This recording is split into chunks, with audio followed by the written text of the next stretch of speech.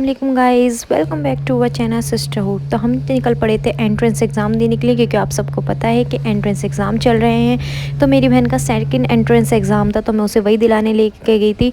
तो ये भी हमारा पिछली व्लॉग की तरह उसी दिल्ली में पड़ा था जिसमें हम पहले गए थे, सेम वही सेंटर पड़ा था। तो हम सैरी करते ही निकल गए थे। और गाइज़ आपको बताऊँ हमारे साथ क्या इंसिडेंट हुआ। सुबह ही सुबह हम लोग बस में चढ़े, और बस में जब हम चढ़े हैं तो जब हम उतरने की बारी हुई तो जिस स्टेशन पर हमें उतरना था वो हमारा स्किप हो गया। मतलब मैं तो खड़ी हो गई थी पर बस वाले ने रोके नहीं। फिर मैंने उनसे कहा भैया आपने रोका क्यों नहीं। तो उन्होंने कहा कि यहाँ पर मतलब आपको बोलना चाहिए था। वो इतना ज़्यादा बदतमीज़ बस वाला था, मैं आपको क्या बताऊँ। हमसे लड़ रहा था और ऊपर से हमसे तू तड़ाक कर रहा था। वहाँ पर मैंने एक्शन नहीं लिया क्योंकि हम लोगों का एग्ज़ाम सेंटर बहुत दूर पड़ा था, तो हम लोगों को वहाँ जाना था, तो हम लोगों को लेट हो रहा था। और मुझे इतना ज़्यादा गुस्सा आ रहा था, और ऊपर से इतना अकड़ू बस वाला था। वो ऊपर से तू करके बोल रहा कि तूने मुझे बोला क्यों नहीं, अब तो मैं तुझे कहीं और ही छोड़ूंगा। मतलब आगे ले गया इतना ज़्यादा। फिर मैंने उससे चीख के कहा कि मतलब भैया हमें उतारो, हमारा एग्ज़ाम है और हम लोग इतनी दूर जाके उतरे, और वहाँ से हमें मेट्रो के लिए इतनी दूर जाना पड़ा। और रोज़े की हालत में मतलब हालत ख़राब हो गई, इतना गुस्सा आ रहा था उसके ऊपर। फिर कैसे ना कैसे करके हम लोग उतरे। फिर हमने कहा चलो भाई छोड़ो इसे, फिर अब क्या ही करें। मतलब फिर हम वहाँ से उतर गए और हम मेट्रो में चढ़ के बैठ गए। फिर हम मेट्रो के 1-1.5 घंटे बाद हमारा स्टेशन आ गया, हम वहाँ उतरे और हमने वहाँ से रिक्शा ली। उसके बाद कॉलेज आ चुका था, तो कॉलेज में बहुत ज़्यादा मतलब मूड तो ऐसे ही हो रहा था उस बस वाले के चक्कर में। पर फिर भी हम अपना बस हमने कहा चलो छोड़ो, अच्छा खैर जो हुआ वो हुआ।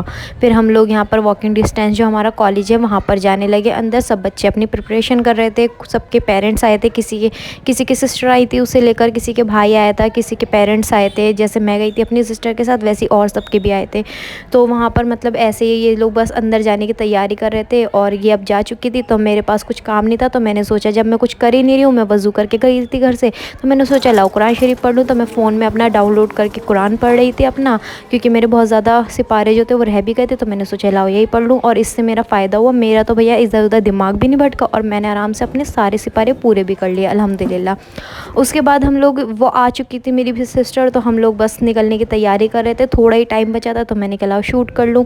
फिर हम लोग अपनी मेट्रो में वापस आने के लिए तैयार हो गए थे, तो हम अपनी मेट्रो में बैठ चुके थे और बस वहीं से आ रहे थे।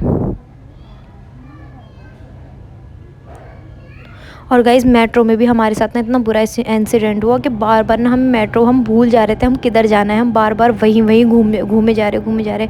हमें ना 1 घंटा बस ज़्यादा लग गया आने में आज, इसी चक्कर में कि हम लोग ना भूले जा रहे थे हमें कौन सी मेट्रो में बैठना है। बार बार यही हो रहा था। और फिर जब मैं वहाँ से मेट्रो से उतरी, तो वो मुझे यहाँ पर इतने ज़्यादा सुंदर फूल दिखे। मतलब मुझे जहाँ भी फूल दिखते हैं ना मैं वहीं रुक जाती हूँ। और ये वाले जो फूल होते हैं ना, ये मुझे नाम तो इसका खैर नहीं पता, पर ये बहुत ज़्यादा क्यूट लगते हैं मुझे। ये बहुत ही ज़्यादा अच्छे होते हैं। जो मुझे यहाँ भी दिखते हैं ना, मैं इसे एक ज़रूर ले लेती हूँ। हमारा घर इतना बड़ा नहीं है, पर मैं इसका पेड़ ज़रूर लगाती अगर हमारा घर बड़ा होता। उसके बाद यहाँ पर चलते चलते हम बस के वेट कर रहे थे, चले जा रहे थे। और धूप इतनी ज़्यादा हो रही थी गाइस, आज बहुत ज़्यादा धूप थी। पर फिर भी मतलब मौसम अच्छा चल रहा है तो इतनी धूप नहीं पता चल रही। पर अगर ये मई जून की धूप होती है ना तो बहुत लगती। वैसे तो आज भी बहुत ज़्यादा धूप लग रही थी। तो मैं और मेरी सिस्टर बस बातें करते हुए चले जा रहे थे, और फिर हम लोग बस में बैठे।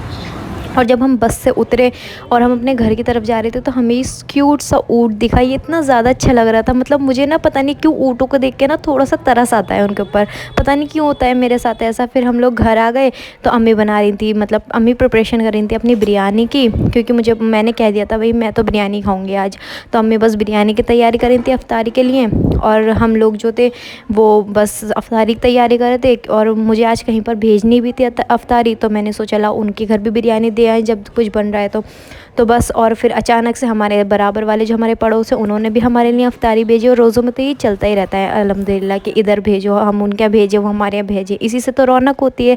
फिर मैंने ये तैयार कर दिया था जहाँ मुझे ले जानी थी अफ्तारी, और मैंने पूरी ट्रे तैयार कर दी थी। माशाल्लाह बहुत ज़्यादा खूबसूरत लग रही थी। और फिर हमारा भी दस्तरखान सज चुका था माशाल्लाह। तो बस हमारा आज का व्लॉग इतना ही था। अगर आपको हमारे ऐसे ही डेली व्लॉग्स अच्छे लगते हैं तो इसे प्लीज़ ज़्यादा से ज़्यादा लाइक कीजिए, शेयर कीजिए, और हमारे चैनल को सब्सक्राइब कीजिए। अभी तो हमारे व्लॉग्स पे ज़्यादा प्यार नहीं आ रहा है, पर हमें यकीन है कि आप हमें ज़्यादा से ज़्यादा प्यार ज़रूर देंगे, और हमारे चैनल को ऐसे ही ज़्यादा से ज़्यादा आगे बढ़ाएंगे। Thank you so much for watching. Bye bye guys.